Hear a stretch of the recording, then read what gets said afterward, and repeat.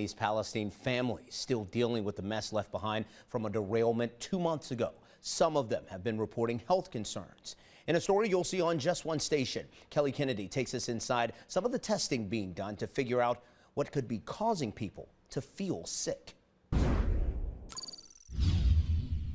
The Murphy family has lived at this home in East Palestine for the past 22 years.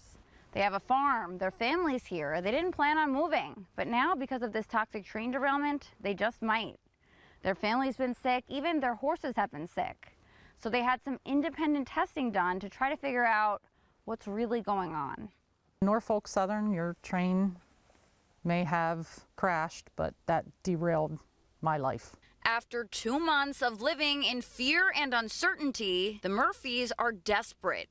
It's like prying teeth. We just can't get answers. My vision is blurry. I have almost like cognitive issues where I can't remember stuff. I had a lot of shortness of breath, throat issues. Linda Murphy needed answers, so she went to the doctor. That's when she learned she had vinyl chloride in her urine. According to the CDC, if you ingest vinyl chloride, it should be out of your system within 24 hours. I'd like to know what it means to Norfolk. What does that mean to you, what you did to me? Since Linda and Russell Murphy live more than 2 miles away from the derailment site, they didn't qualify for testing.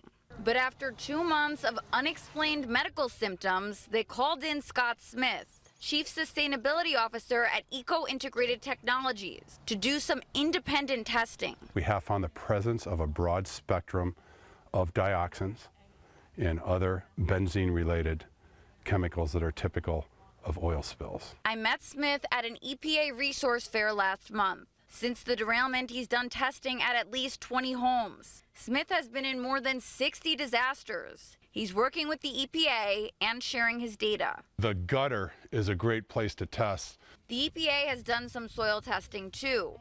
While they did report finding dioxins, they said the levels were low enough that there was no reason to restrict activities.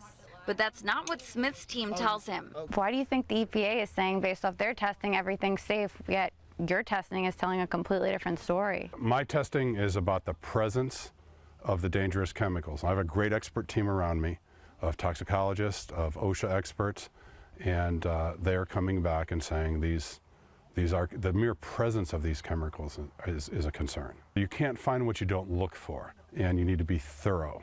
And you need to be testing furnace filters too. A month ago, CDC scientists studying the health impacts in East Palestine got sick, reporting symptoms consistent with what residents have been reporting. 7 out of the 15 got ill, and they go home, and they get better. We stay and get worse. Smith says he should have the Murphys' test results back in the next 10 to 30 days, and he promised to share them exclusively with 19 News.